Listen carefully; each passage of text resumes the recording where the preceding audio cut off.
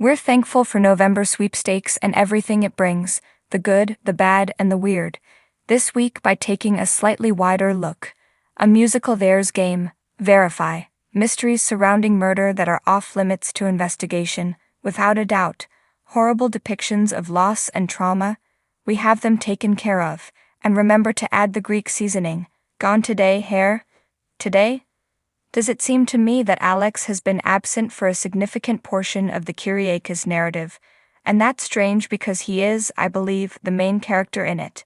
Instead of seducing Alex, Theresa is more often seen plotting with Constantine, and following the initial outcry from the family. In his new position within the Kyriakis family, we haven't seen him very often. Basic Black returning to Titan must be significant, I suppose. It might have had a bigger effect and shown us how committed he is to being Victor's putative son if he had moved back into the mansion. When it's all taken from him and given to Xander once more, that will hit him harder. Though he's becoming a bit too cunning for my liking, I still find myself loving Constantine as a villain most of the time.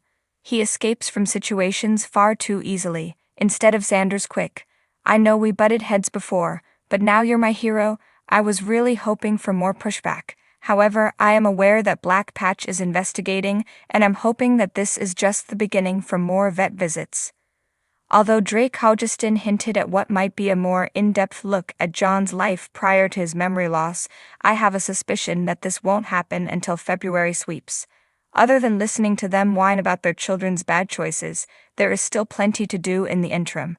Let's give Constantine the vet treatment. Returning to it.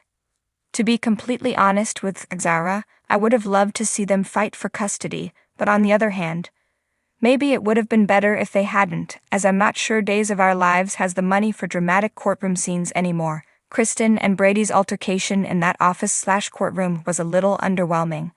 I just thought that after all the conflict, Xander's life would come together in a spectacular way or something, and they wouldn't get back together until he discovered who he was.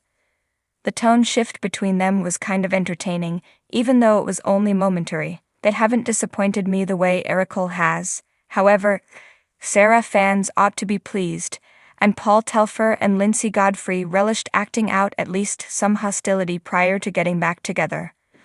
Lost moments. This drama of the baby swiping has me confused. To begin with, the performances are excellent. Ariane Zucker and Dan Feueribel are striking deep inside of us, in particular Nicole. And while I always enjoy seeing EJ's sensitive side, I also look forward to seeing his vicious side surface once he discovers the truth. Of course, once he stops trying to exact revenge on her, I'd still be interested to see what a Sloane/EJ pairing would look like. However, I don't think I'll ever be able to get over Sloane's intense need to be attached to Eric. Thanks for watching this video. Please subscribe to our channel, Daily Bulletin News, and stay with us.